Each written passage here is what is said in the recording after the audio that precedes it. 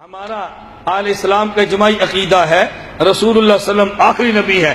اگر ان کے بعد کوئی بندہ کسی کو نبی مانے وہ کافر اور مرتد، زندیق اور بے ایمان ہے، اور ایسے بندے سے تعلقات رکھنا ناجائز اور حرام ہے۔ ایسے بندے کی مصنوعات کو استعمال کرنا ناجائز اور حرام ہے۔ ان سے رشتے ناطے کرنا ناجائز اور حرام ہے۔ اسی بنیاد پہ آج کل ہمارے علماء نے فتویٰ دیا ہے کہ تحریک انصاف اور عمران خان کو ووٹ دینا حرام ہے۔ بہت سے لوگ کہتے ہیں جی کیوں؟ میں نے کہا کیوں؟ تمہیں وجہ سمجھ نہیں آتی؟ اچھا، بعض لوگوں کو بات سمجھ نہیں آئی اور بات کو سمجھے نہیں ہے۔ وجہ کیا ہے؟ جب علماء نے فتویٰ دیا، عمران خان نے اپنی پریس کانفرنس جاری کر دی، میں حضور صلی اللہ علیہ وسلم کو آخری نبی مانتا ہوں، میں قادیانی کافر مانتا ہوں۔ کہتے ہیں دیکھو عمران خان نے اپنی صفائی پیش کر دی ہے۔ میں نے کہا صفائی اس بات کی ہوتی ہے جو الزام لگا ہو۔ ہم نے یہ تو نہیں کہا عمران خان مرزائی ہے، ہم نے تو نہیں کہا مرزائی ہے۔ وہ کہتا ہے میں مرزائی نہیں ہوں۔ ہم نے کب کہا تو مرزائی ہے؟ کہتا ہے میں قادیانیوں کو کافر سمجھتا ہوں۔ ہم نے کب کہا تو مسلمان سمجھتا ہے؟ ہمارے اعتراض کو تو سمجھو نا۔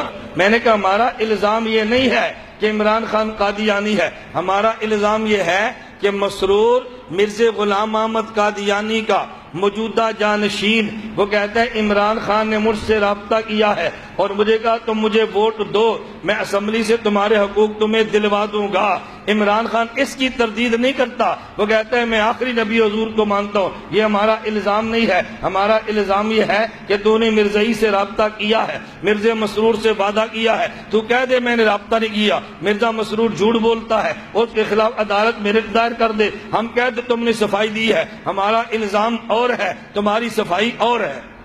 او جی جس بندے پر اعتراض کیا ہے اس سے صفائی تو مانگو نا۔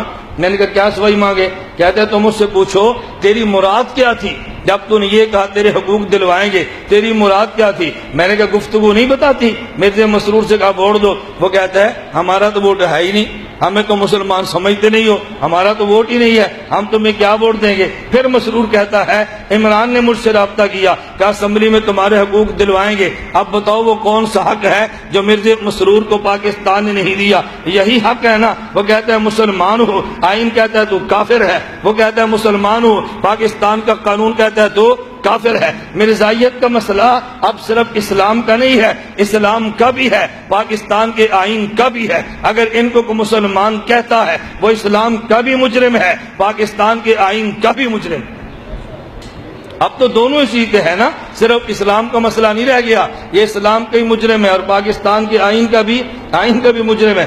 پھر میں نے اس نیم مولوی صاحب سے کہا، میں نے کہا یار تم ایک بات پہ تمہاری سوئی اٹکی ہے، ساتھ دوسری باتیں بھی دیکھو۔ اس عمران خان کے ساتھ ہے سلمان خان، اس کا خاص آدمی ہے۔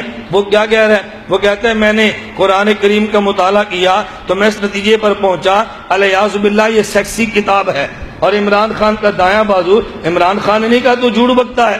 ادھر جیو پر ابرار آیا اور ابرار سے سوال کیا گیا یہ جو مطالبات ہیں کہ دینیات کے فلاں حذف کیا اس کو واپس لایا جائے، اس نے کہا تم حصے کی بات کرتے ہو، میں کہتا ہوں پوری دینیات کو ختم کرو تاکہ نوجوان کی ٹینشن ختم ہو۔ عمران خان نے تو کوئی تردید نہیں کی ہے۔ ان کی کمیٹی کا اجلاس ہو رہا ہے، اس میں ایک بندے نے رائے دی کھڑے ہو کے عمران خان کو کہ ایسا کریں جب ہمارا جلسہ ہوتا ہے تو پہلے نعت بھی ہو جائے۔ عمران کہتا ہے نعت سے نوجوان بور ہوتے ہیں، بس گانا ہی کافی ہے، تم ایک بات کو روتے ہو باقی باتیں کیوں نہیں دیکھتے؟ ایک آج میں ڈیفنس میں ساتھی تھا، میری اثر کو ملاقات تھی تو مجھے کہنے لگا کہ لوگ کہتے ہیں یہ نیا ٹیلنٹ ہے، اس کو دیکھنے میں کیا حرج ہے؟ میں نے کہا نیا ٹیلنٹ نہیں ہے، پرانا ٹیلنٹ ہے۔ نہیں سمجھے تسی؟